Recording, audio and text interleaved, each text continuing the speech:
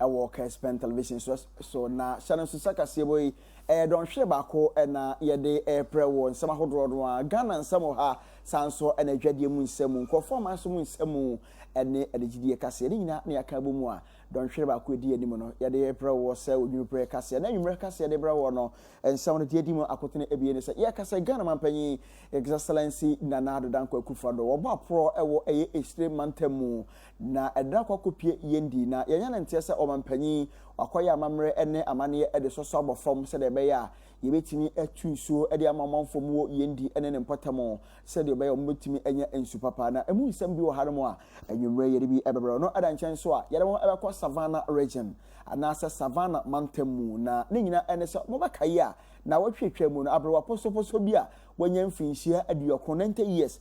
nipa bonfo bi ebo no bayie adaya maame no wo bayfo ko wiase o mabọ maame ekunu ya na yenya ne ntie se so afọ panyi na woman Ghana ha waro na hwema ene nkwada yedi ho nsensem so ne mema yedi ho nsensem so do wakwache abusuafo na ensam na te sai de ohia ne so bekan ho anwumre de mu nkyeremu nyina na bi ebema no eda nkyɛn so a yede be kyeremu ewo eye adanse fom na NPP amanyokuo na nei wo mo so etoto efre eye mpanyimfo wo amanyokuo mu se won chama wo pom woro mo kasa nkyɛn na nya saade a de ebesi na ensam no eba ne sai emu nkyeremu nyina bi wo ha damo anwumre ye besane mu na mahu nkyeremu no yie pa eno eda nkyɛn so yede mabakɔ eye nkrofo ama hye da ye no na yede mo ekɔ eye Egypt man mu nso a ɔman na mpanyimfo akɔkɔtena se eye mmara foforo na mmara no esi eye asojafo anasa asrafo kwan se woro mo edo mo bedobro manyosem mu na etesai emu nkyeremu nyina bi wo ha damo ahede bebra no eda nkyɛn so a yede mo bɛkɔ anigidie mu nsɛm na strong man waya dwomtuni baako kase ewo Ghana ha pa na wakasa nesam ene sai de ohia ene se obekan ho munkyemu nyina bi ho ano ada nkyɛn so a etwade mu nsɛm ni nyina ewo ha bia ya boaboa no ayede bro medi ene berema ba kwasintia mo ye na ho tie obi mra na anwumre no nsiampa mu kase no munkyemu nya no ya fama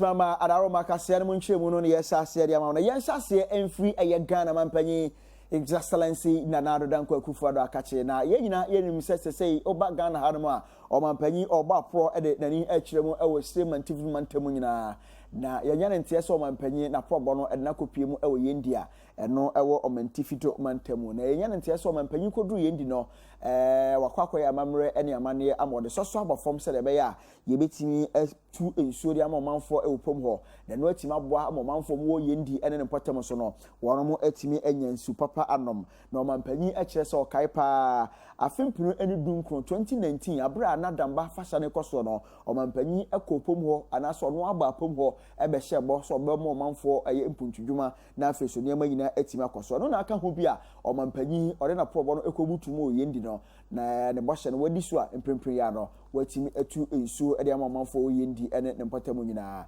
na saa ensuo no aye obetu ede amamanfo do wo kyese ebesom eye America sika no $30 million eno no eye bosia na sika Kessben Bank India wonom eso Ghana bansene se de be ya sa ensu papa yi omanfo mo yendi ene ne mpatamu nyom betimi nya bi na apra manpanyi kasa no ensem se de wode to hwa to cut the sword for the construction of the Tamale water supply project, which is further proof of government's determination to ensure the realization of the water for all agenda.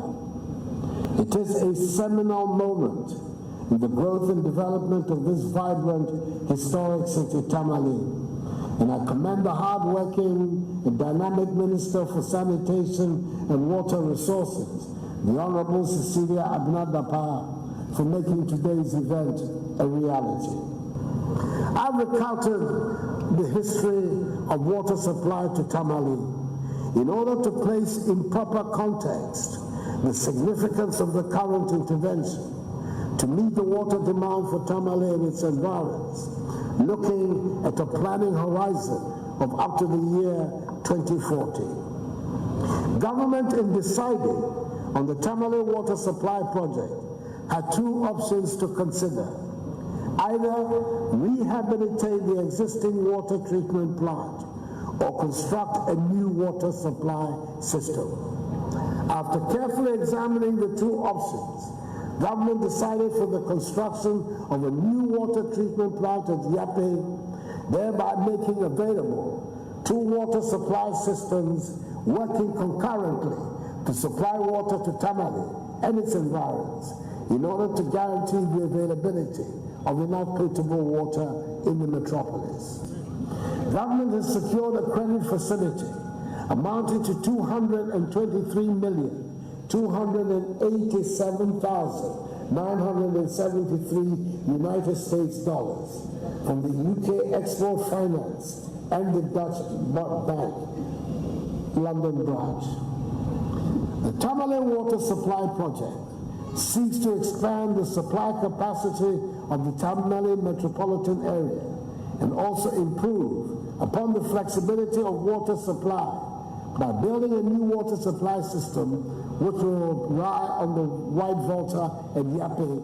with a 29,700,000 gallons per day capacity water treatment plant.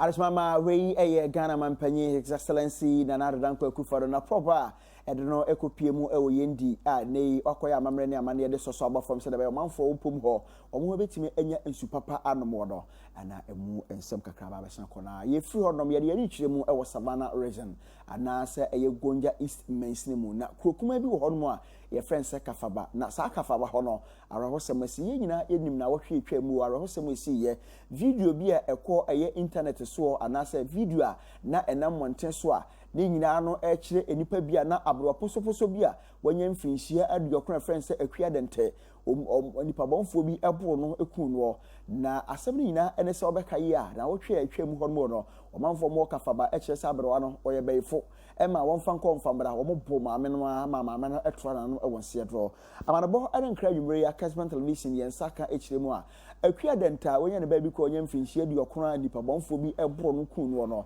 ababeto dwa se swafo panyina wo na hwe ma emema ne nkwada yedi ho nsensem so do wakwakwachia busua no ama wode atudwa se ne kwasem ni abra onu ankasa hu video nu a na ye boabrewa na ne kwasem ne ye na areho pa sabro posoposo wenye mfinhia adukona ko ni mfie ko nim seye ka nipa bejeje ne so na afese akrokro do nipa bi afamra bone ahye ne sebekunu na ese ntwa yie kura wagina so ade atudwa se bra wiadu se sa nipa bonofo do adi sa nyambra nsem nyina no man Ghana mura no mudie na hwemu nsoso ekoso pa maame Cynthia Morrison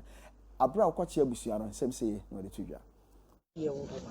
But I'm saying, communicating even as of yesterday, and he sent me a message on my phone to tell me, we spoke, and then he sent a message to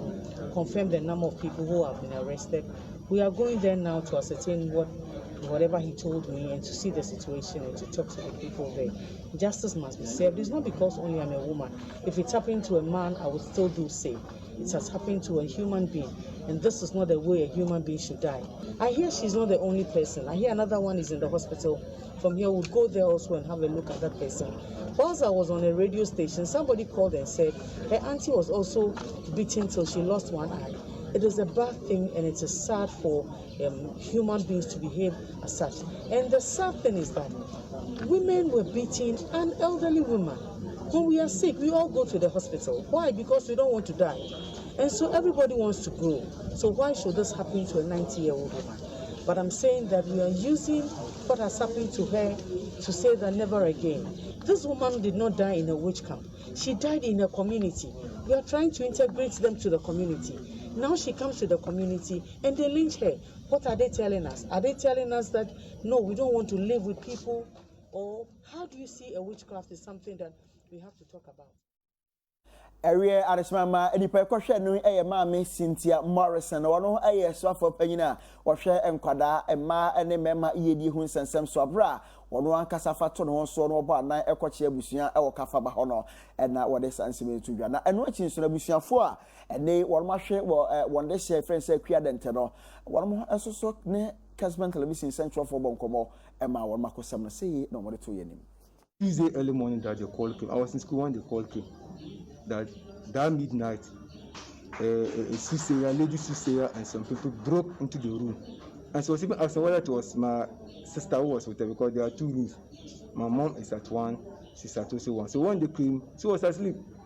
So they broke inside and was searching. That she should get up. She's a witch. So they searched inside the and they searched and they never had anything. So they used only Quran on her forehead. They claim that if they use on you and you're a witch, it will take you by surprise and then you'll be confessing what you have done. So they used it on her 3 consecutive times, nothing happened. Then they kept some oil inside their mouth, nothing happened.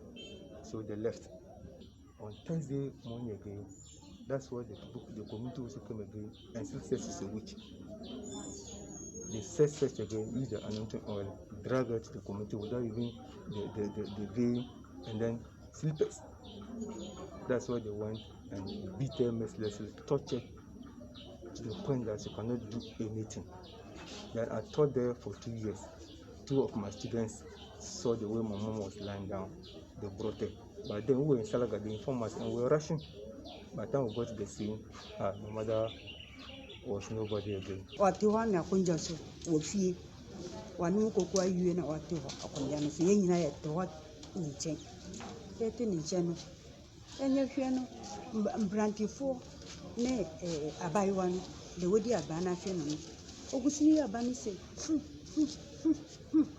omunyina nye be wumfie na me mamiki akonjaso na kana chance wana ye boy bi yare into one kasi wana ye boy ni yare na waso mi dem ye boy bi yare yo bi yare mi ni be ye na be yo bi yare waso wanka wasi mi dem mi ni be yi na me yo bi yare le wodi aban na wodi afino ni me mami apaja jina na wasa fino wanka o so mi ni be ye mi tinika ba musa na mu ya mi mami no eye mi si mi hwiase.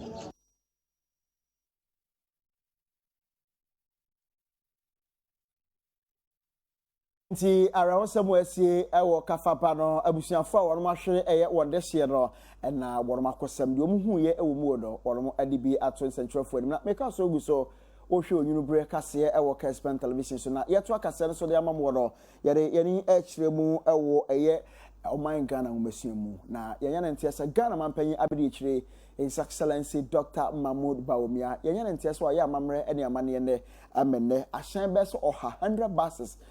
wakoche ediama eye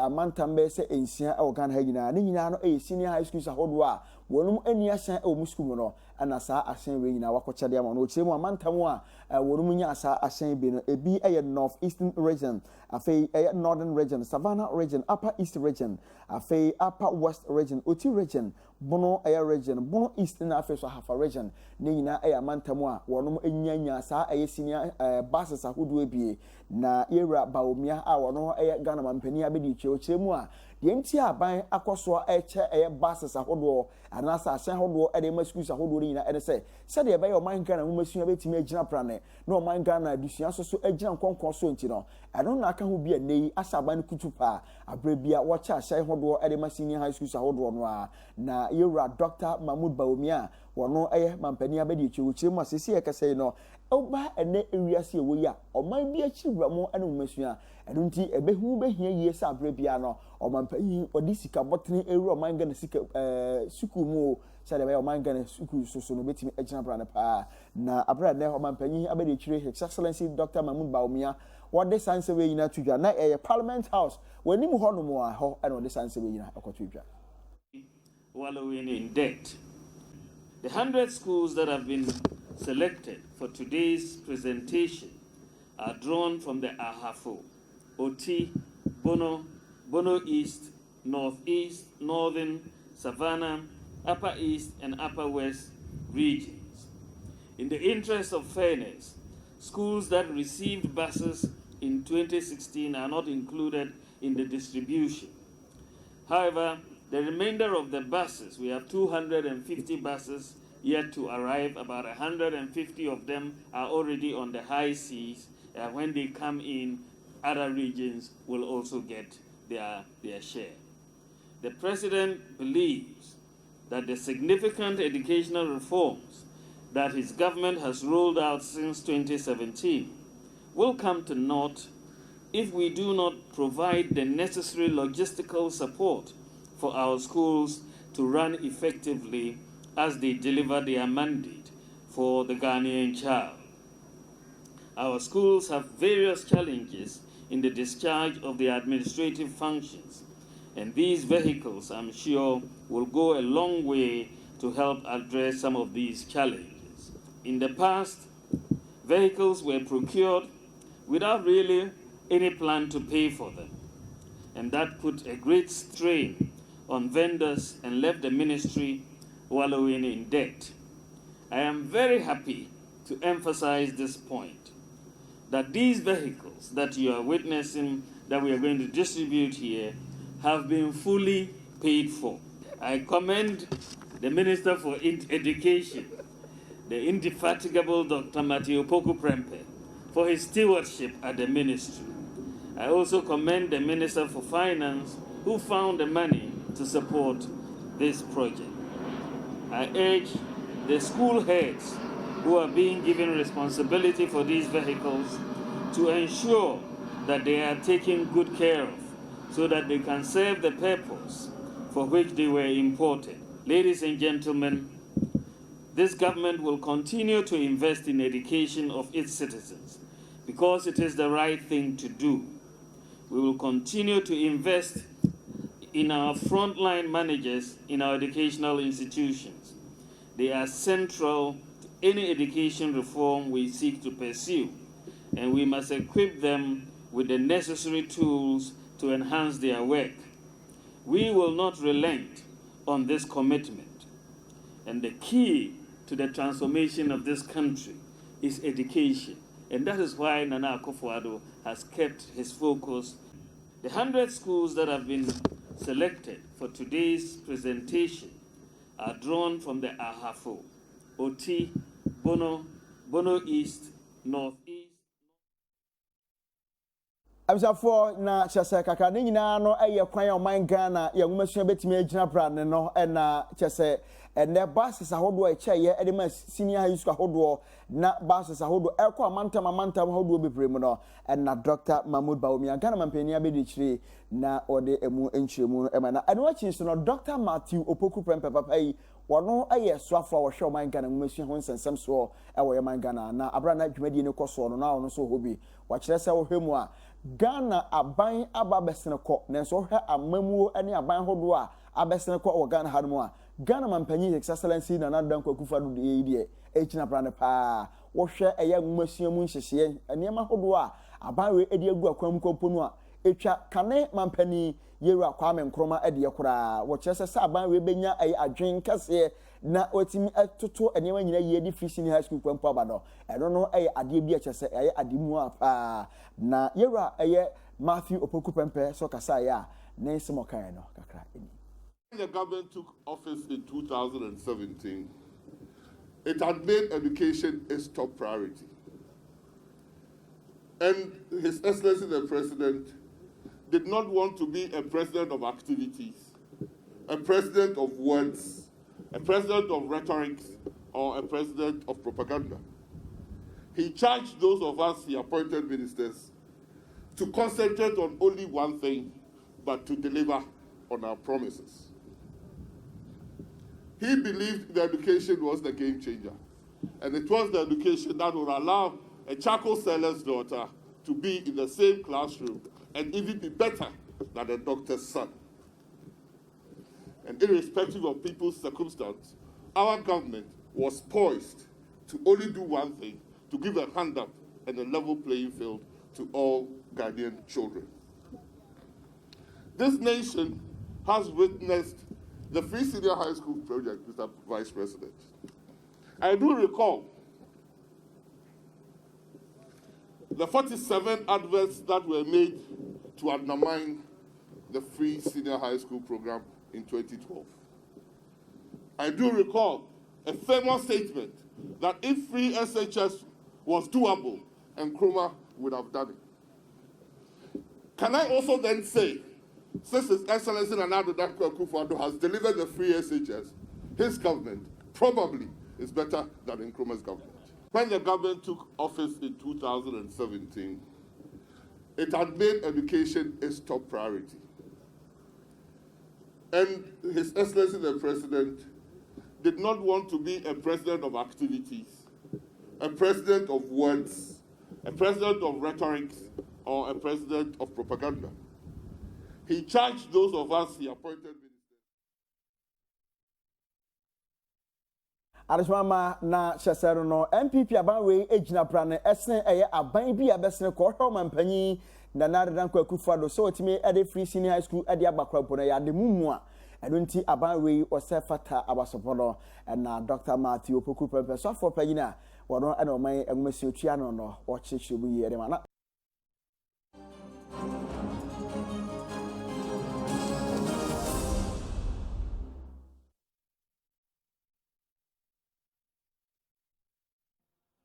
Arishmama ya science emakwa biem edemoba eye onyu pre kase boso ewo Kessben television so so se kase boy etwagu dada na ho efa abe fotentan kase so www.facebook.com/KessbenTV obetimi akọ no na eja akwakohwe o sanso na YouTube/KessbenTV kase etwagu ho no obetimi ahwe na yeto akase so na ensima hodo aka akire yede emam no yemfa ye ni enchire mu ewo first lady Mame Rebecca Kufu Adro na soye honum ane yede yani ekire na ye ntie se emprempren amami wakwakwa ya mamre ene amane ama wapa odwumadi bi hontoma na sa adwumadi ne se de be ya ebeboa ama emabuna wodom ewo Ghana ombetimi anya adwuma yo na agya adwuma wo yo no omunya sika sika ene beboa mo na agya matima konkan wa brabo mu no ene ho adwumadi ne bi na agya akwape hontoma na ochemu a adwumadi ne ni the Young African Works project Young Africa Works a project na ochemu a said ye be beboa ebabunu no mo okonya bebre na agya omanya adwuma ayo no eno ene sa adwumadi wi nyina ne fa so pewa na ochemu a sa adwumadi National Board for Small Scale Industries NBSSI and after Mastercard Foundation say you ko mienu na agya obokabo mu a wonum ebehwe aboa se de be Young African Works project e betima akoso ochemu a $30 million eno no sika botna no ba share sa adwumadi mu no ochemu a anya hwempo no nyame yadomo a afi a edi enim ho no ba bie no enwuma be se empim aduasa enkon 39,000 ene enwuma sa adwumadi beba no edi nwuma beba ama mabunu so wonum anya bi ayo a eno nyina no nhyehyɛ ahodo a egu akwan mu na abra ma me Rebecca Kufado kasa ochemu ahwemu a MPP abanwe ednakoma so sa abra bia no obehwe na ototo ne manyina yie se de be ya emabunu mu wie university anase suapan hodo a wonum eni adwuma yo no eni manyina betimi akonkan de amamo na abra ma me Rebecca Kufado o kasa odwumadi na se no esem se ye ena ode tudwa to join the National Board for Small Scale Industries and Mastercard Foundation to launch the Young Africa Works project. This project seeks to increase opportunities for our youth by creating fulfilling and dignified jobs. This initiative also aligns with President Nana Ado's Ghana Beyond Aid agenda.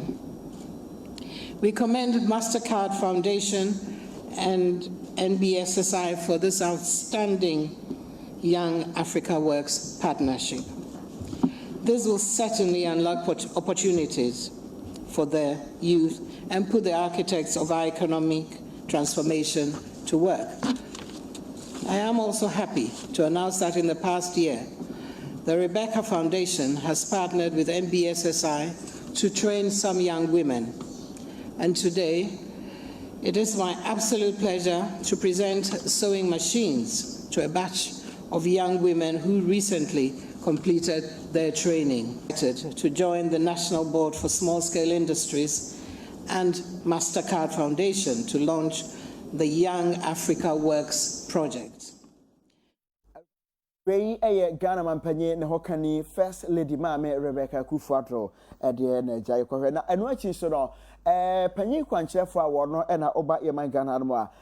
National Board for Small Scale Industries wono ene Chief Executive Officer woda no Ewra Kosi Yanke ai wono so ede tudwa sesa dwumadie ya wapa hontoma Young Africa Works project no dwumadie bia ebegu akwan mu ede ama emabuna wɔnom awie university wɔn nyɛ adwuma nyɛ afei so wɔnom ayɛ yi wɔn adi free school mu ne ade nyinaa no saa adwumadie ɛbaba bɛhyɛ anan a ɛbɛboa wɔn nso so no wɔnom atumi nyansa no adwuma ne adwuma yɔ na maame Kwesi Yankee ayɛ ɛkasae na ne nsɛm na yɛntie sisi betu dwa Kancho mo say e wo mu say things idea back one Nana do Danko Akufo-Addo kan ne say wo se eboa me yehwe se o mu benya nsan no adwuma ti o mo nsan no adwuma no ebi mo betumi apply online and betumi akọ your office wo kwa wo apply ya you behwe mboa ene kwan ya betumi afa so we need skills obani beka skills and we need de obeya ye beboa ama wetumi ahye bibiase na ye wo mboa nso kakra ebi mu wo ho a ye betumi ma de obroni kind of startup kit say bia wo ye baba wo person start baba no so eyi efidi ade we ejuma kra wo ni bi ti yen ne ye beboa wo ye betumi aboa ma wa hyase na won so wetumi akwakoye bi na ejuma na akoni ntu wo fi a memma ma wakoma nto yim nye ejuma ne kancho mo say e wo mu say things I Absafo na ye frɛ no so yɛde kyerɛ mu ɛwɔ ensɛm foforo na yɛnya ne nteɛ sɛ oba yɛman Ghana ha mprenpren yɛkɛsɛ yi no Ghana Journalists Association GJA ensɛnkyerɛ koku batan ba akɔ wɔn ɛwɔ man Ghana ha no wɔn nso so ayɛ amammerɛ ɛne amane ama 25th GJA awards no wɔn atimi apa ho ntoma ɛwɔ man ahenkuro nkran ya ne nyinaa no ɛyɛ kwan ya bɛfa so ɔbɛboa Naija ensɛnkyerɛfo a wɔn ɛyɛ adwumaden ɛwɔ man Ghana ha no obetimi abo mabaso amano ayeye na abra dwumadie ekoso no panyi kwankyerefo na se panyi a wono ene titire ni edema Ghana Journalists Association yewura Dr. Roland Afel Money wakasa dwumadie na se no kyerɛ sɛ ohwemu a sentrofo ya bo adwuma pa wohwɛ kwan a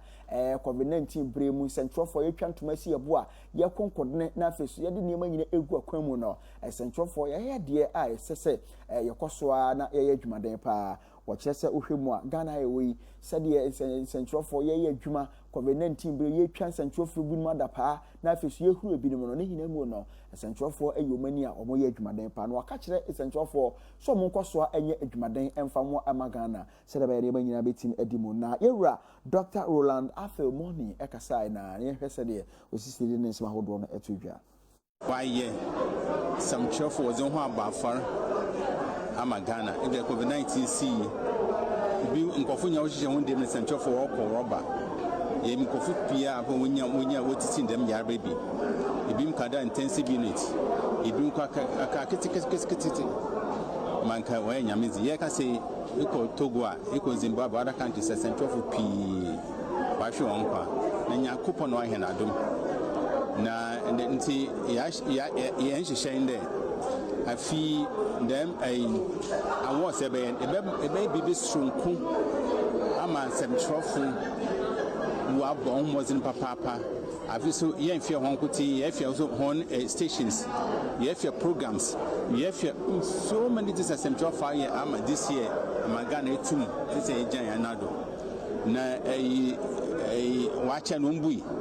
na semtrofo yehye wonko a bokoda wokuwo ho ama Ghana se wasa man bia botumpo na mva World Bank research akye da man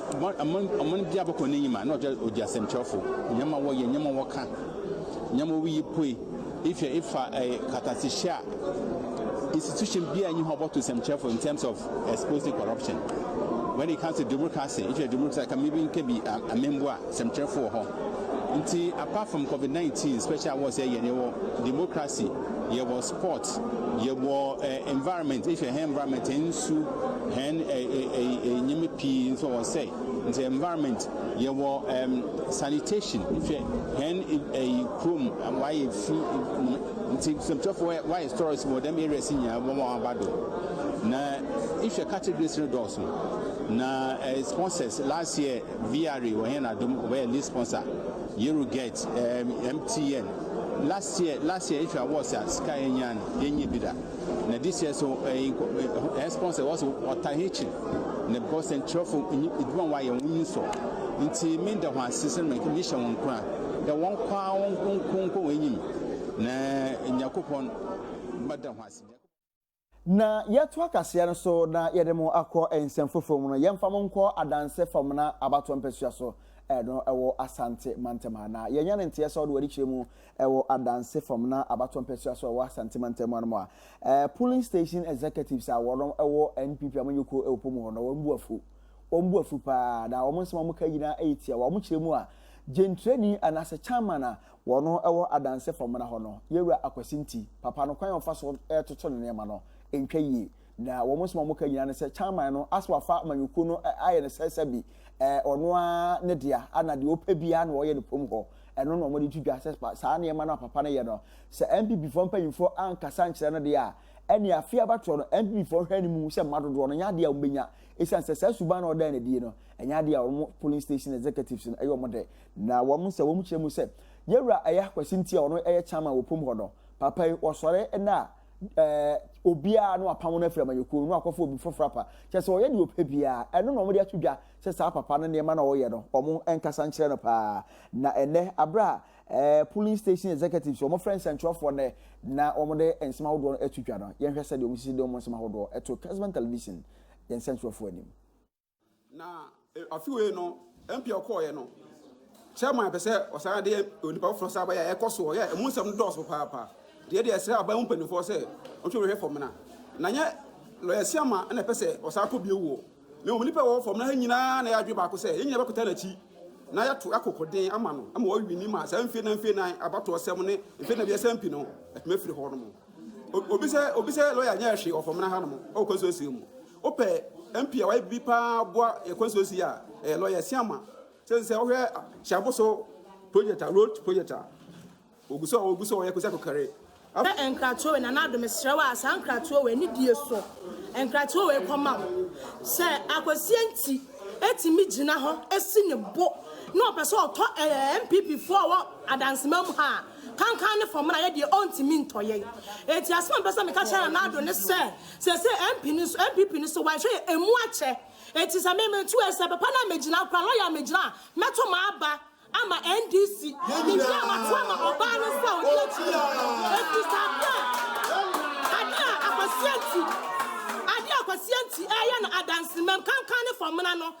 time otimba police station tibika tro say me matwa prosifo ho nyina omo shami botom minim se police ni ti me hye enipa botom eti senne na nado anya bibia mfa ho dia na nei ena afi adansem mu enya dia wo benya ba akumpo abe ya papa lo yesia ma o ya MPP ni mapa ya wo ne fram MPP mu na furu ma sha MPP mu na bibiti akwasienti titiro ana ama loyasi ama so okọ kontonkro ya hasie party mu 92 ya nko parliament 96 ya ofa ya de nyina akwasi afifa akọ na ofichi aboso okọ first term second term na ewuo ade ni kosie ye na me fa ne kransie ye atosu biamu ana ya papa abubonsra baaye onso betwae owie ye efie nan na okoye ya papa tabuafo abaaye efie nan na okroye na sabi from la constituency the secondary school na yeko na se afibia ujasu ja form 1 ya abere nya buntuo. Mr. President, unu sene ya don ye di wachi empresa su na from na eta wachi UPT from that we matem for CP before kundi panso ha ya bre ya na nanu le de matem ho na hye mu na bedru ne. Mr. President, unu se wo de wo kan kure Mr. Wadawro ma papa akwa kwasinti di enam so ya bre eti misraw me go to jogu fon na isi fon na ma party benefo se national se regional omo fe na isi fon no mo call kwasinti to order na mo mra na mo ma kwasinti hu se le ma wo ye no o sa party no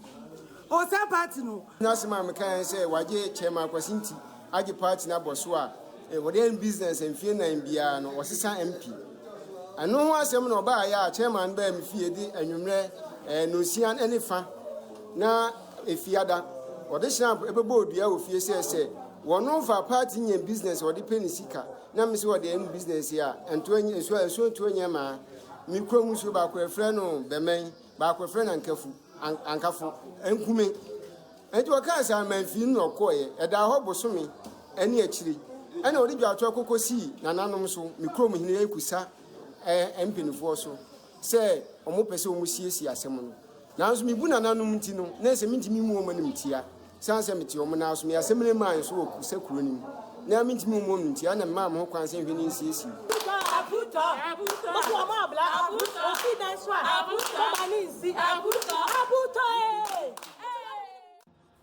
Asmama na chese no ni nyina no adanse fam na abato persuasion ne ko ni nyina no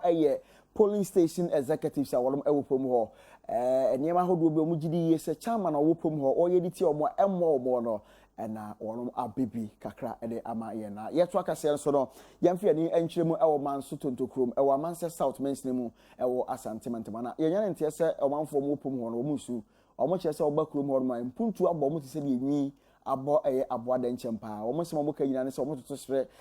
process adom no panyimfo mo asantemantema wa se police station bia wo si ye acha opom ho no panyimfo me bi ano se de be ya akro no sem nipa bodo fesem a ekoso opom ho no betima bra so yi edoto nchen a se de o makwan atete apansam wo na awiewiem ewadontudiye mu soso no soso yade bi ha mo pa na adehia wo no mo ewo manso totokrom ene ye central focus na o mo sem ka ko to ye no ebi enie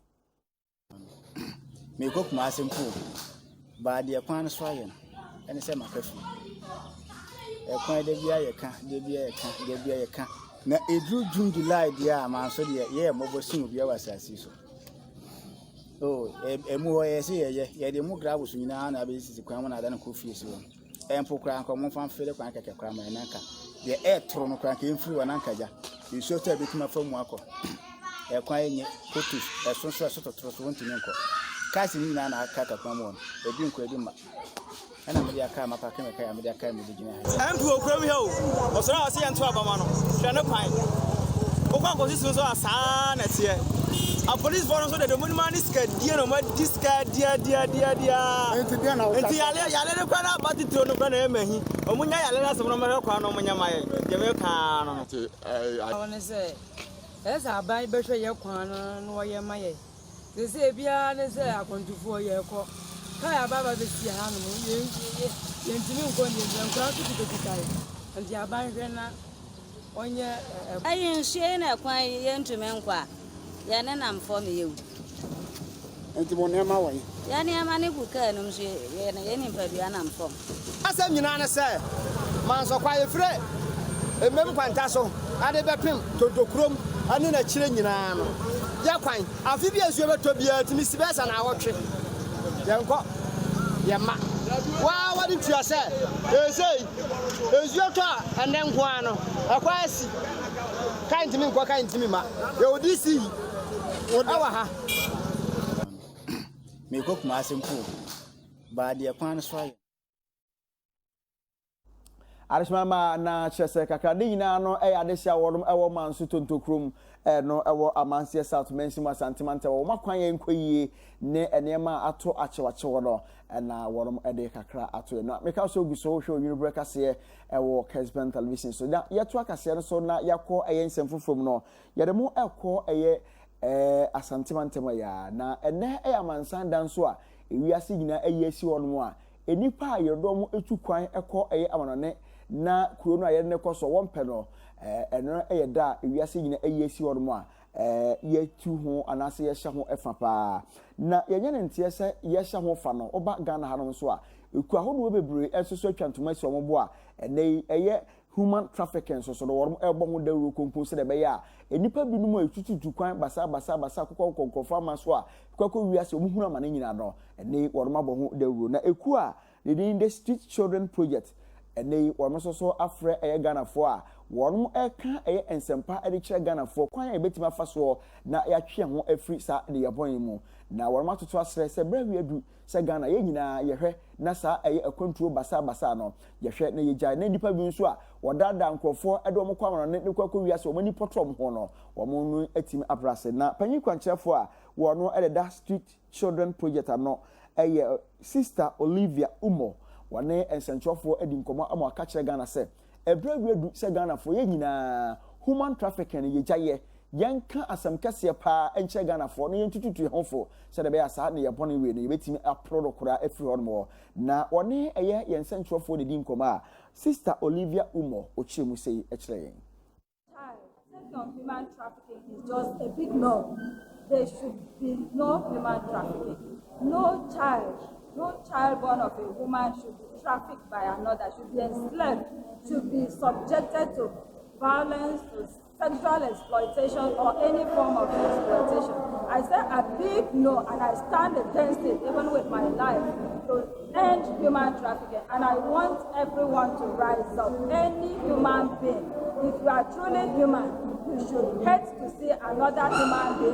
being violated, right and dignity of another person being downtrodden. It is not right. It is not human. It is barbaric. And it is time we rise up against this evil. It is a monster. Human trafficking should not exist in the 21st century. Long gone slavery, long gone slave trade, and why this modern day slavery? Let's rise up and speak. Act. Don't enslave anybody's child. If you go to your village to pick a poor child, treat her as your child. If not, don't take, because it is all human trafficking. It is all part of trafficking. Child labor is human trafficking. Forced sexual exploitation is human trafficking. All part of it. Ghanaians, rise up. Nti yenhwe na enipa bi mu a ye moamoamo na afeso ye kire omo edom tu ekwan a akwantu anya papa na afeso bi kwakọ wiase obani ba potopoto omo ho no na Sister Olivia Umo a wono ana chief executive officer Adama Street Children project no enne wiase nyina eyisi wono ma human trafficking na ye bo ho dawe konko no na ode we tudwa na eno achi so oba santimantem a process mako ne fa no a wono anti human trafficking ewo asantimantem ha no panyimpo tua no DSP Regina Minta wono so ekasa kakra mansem sey na ode to yen central for anim ya do court e ma ne ye investigations na say ye do say the way no accreditation say what we need to find ye wo mo ye international recruitment e wo se ba na say we di fa ya do court e ma ne ye emra wo sa enti obi a o ye sa je ni se ni se we dey accredited this certificate now we international recruitment and for we recruitment so we say and theคนalso di ni fa ni fa ko ye and no na we ni fa ko ye say contract e wo ho no wo certificate out in the recruitment we recruiting ni fa na de no kon di contract dey 2 years ma ni fa no share the same on say na fa ko ye and yes ye fa na ese ko di actually ye fa teacher ko ye fa caterers who need know how be about and na ye see fa and so Arishmama na chasa no enipa kwhwe no DSP Minta wono na panyi a woba asantemanteman ma process meko ne fa hwe se de be anti human trafficking betimi ayina kwade afra sa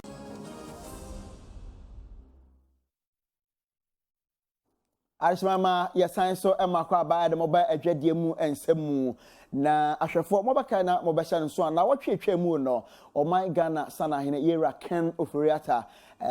media budget okokenkan de kire Ghana fo nyina ma Ghana fo ehu de etwa mu a na yenyina enim sa yera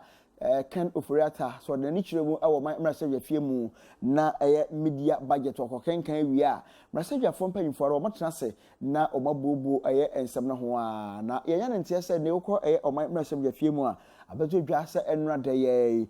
mrasevia fo ro wono atimi akwakwaya mamre ene amane amasabe o magye tum ama Ghana sika fofo yi 11.896 billion Ghana cedi no supplementary estimate no wono atim agyatum a sa sika we wono ede ba behwe na sikasem wono womo de atoto aman Ghana sikasem ama ne manyina atim akonkan pa na bra wono ekasa wo man mrasevia fie mu no panyimpa wono na dom kase otua no yero sa eche mensa bonso wale tudwa se ohwemu asa sika no mpanyimfo wono magye atum a ede aban na de ba ba yadwo ogiri yesa babo papa ama man Ghana yisikasem wono atimi agina brane pa na ohwe MPP aban akwan a wofa so ede ne manyina egu akwan mu ama man Ghana yisikasem ekonkan do yade bi ebebo pa na yero asa eche mensa bonso kasai yanhwe se disi di nsem awodo no etudwa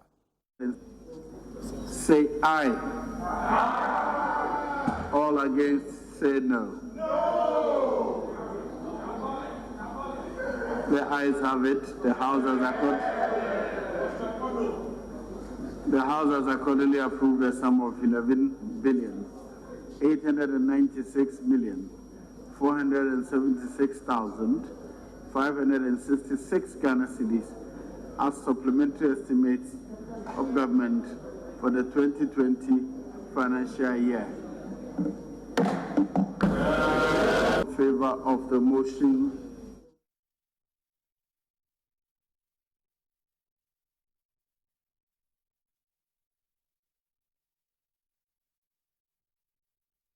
Adesima na meka so ogu so ohwe onyu breka se atwade mu nsemu na ja ya pro kakra de ma na ye to akase no so no na ba bi aduru no ye na ehomra na ye ba ye dem ekonkofo aman so ye ba sisi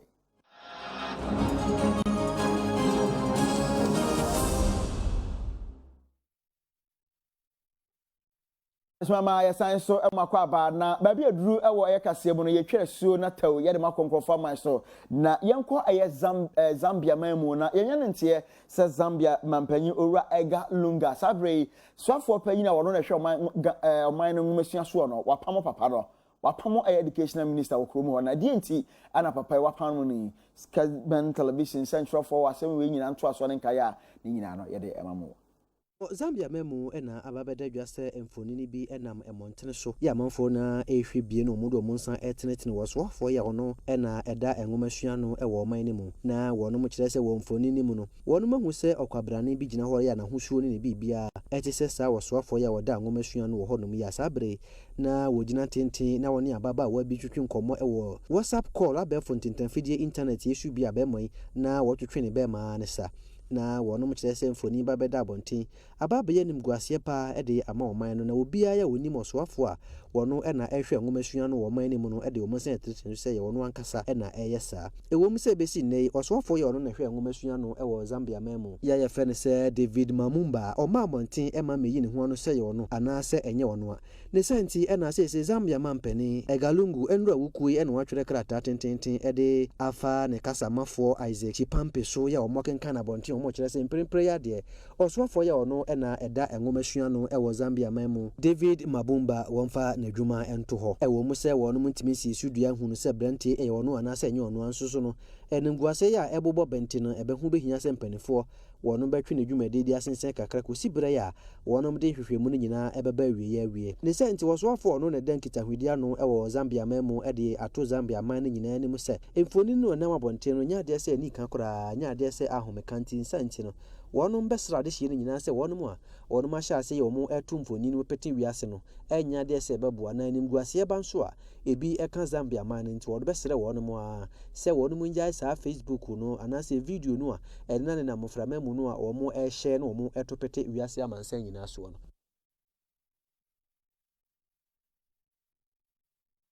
Mama na chese Zambia memu ena yedemo ko na ye free Zambia memu no na yedemo eko Egypt memu Misri memu na sese oman no mpanyifo akwa ye mra foforo kra na sama foforo na Egypt man wonom aye no wo chese sa emra no ebesi asojafo ho kwan a wonom entimi nya amanyosem ewo ye oman ni mu na samna nto aso aden kairi nyina no Kessben television edna nyina emaye una sese de wo mampani Abdul Fattah al-Sisi waye nsachiraye bi o amamra constitution ni mu a wo kire se empanifo ahodo e wo mu asom e waban mu pen anase wonom aya asrafo wo man ni mu pen de emra emma wo ho kwan se wo betimi akofa nkrata se wo pese wo ba bepre mampani e wo man ni mu ade se abadwakuo ya yaheda pa wonom wonom na e wotumi e wo sa kwan no so aye France Supreme Military Council no wono betimi agesa woni akona tum na wono ama ne kwan se obetimi akakopede nya saade a obia ne hutumi e wo man ni mu se wokokofa nkrata se obepre o mampani ni na ebre ya Abdul Fattah al-Sisi di sansem beto abontene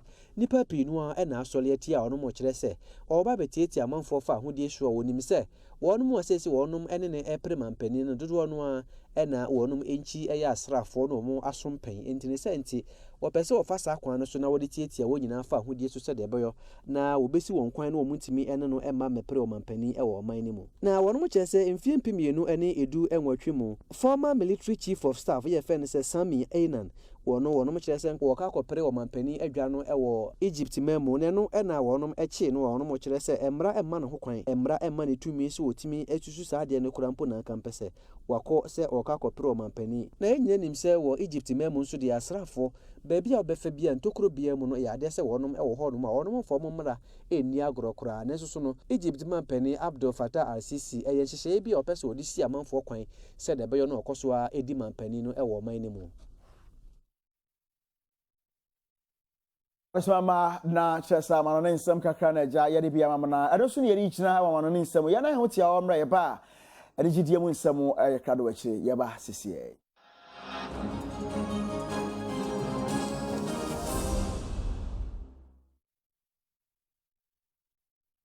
Mama ye sign so e makwa ba na ede gidie mu nsem no jontuni a ye friend say strong man wa ye jontuni kese ye pa na ye strong man wa gini din na no mu nsem ne ye e chanka tia ho nwi na strong man ene Mr. Bones edin koma mo ache mu se sax music onya ho faso pa na ade be nti ene wagina so a wagina so ede sanse we nyina tudwa Kessben television edra so mu esuko ema nwunche mu nyina no yede nyina ema mo boys I feel when kwamo this na say mo ya mo check me hits na say real homies shall fake na say me mesro na mo kra mo fie mo rich mo ya say Ghana ni de hye baako ya no dwumi a woto ye kasahare me kire rap yi bi na sese ne nyom ejentre ha pa ne din ene ose kwako Vincent nanso anyum tuo mu ya dodo no ade nim ne de ye fe ne se strong man na emre bi atwa mu na strong man ene sa akode na edi kashi bomu a ba bia opani sa akode be ko bia na ka ne banso so tua ne pa ya wode no ekinchiri wiase afa na nyina so na ebre bi du ma ne ba beda adwa se mentemi ho ase bi ema ne homene so ewo sa akode ene strong man ntemu anam so ama strong man se sa ne ku nkaka nyina edi free sa akode akache na enei ewom se strong man no ankasa wade ne ho ono so ebo ne nku yide na nanu wuku ada wonya akonya ene Mr. Bones ba betra se ebetwetwe nkoma hodo pinu a ewo Kessben television dwumadie ya to ne din se music plus so a nkoma hodo pinu a ekoso na eno ena Mr. Bones okobusa strong man se ebre ya ofri sa akode nche no obetimi ehu se enya nsunsuaso bi ewo ne so se ye papa na se bone na okai no kwan bi so ana na eno ena strong man ba bekire mi se ye no kora ofri ho nom ne de efa baabi no aboa fa baabi so aha ne kakra na so wono de wo bekoso a abosa akode di fi se wono ne so ne sa pagya no ase wiase afa na nyina ehunu wiase de obi ya ade bi obi be ya ma obi o so mo wani so you get me there be say in every organization there should be a problem you get me oya then even in our homes obi wa na yere sesen kra ade ketu abi bi a we de wantimi anyo on sa de bi ababa fie no or parts bi otimi play by or ade bi o wa ontimi nye into we then in every organization no issues basi obi ne ma me betimi atwa so few seconds bi ade be che obeba na o masa aka abom into normal say we then issue there one or two be basi normal sanity life no be mu issues there then we are supposed to face those kind of issues label no baby na me wo first no label no dey me do another level be you get me and at least say for the first time I'm too kwan label no na dey me too kwan so until o man dey me call UK na sana mini pe bi be call Dubai no until o man dey me call UK first time me too kwan outside Ghana it was success we did it you get me and there were two major songs that omo so na it's me secure like we you are talking about money something I obey to me like me the okaso be akwabo ato na ya etu na yere be to man ne ma me I be 5 oh so be to man na to man minya hu ni policy se matam funye na senka muntiko chale ni patrimu tu menye fufuo enso ade e be ku matia na nye fufuo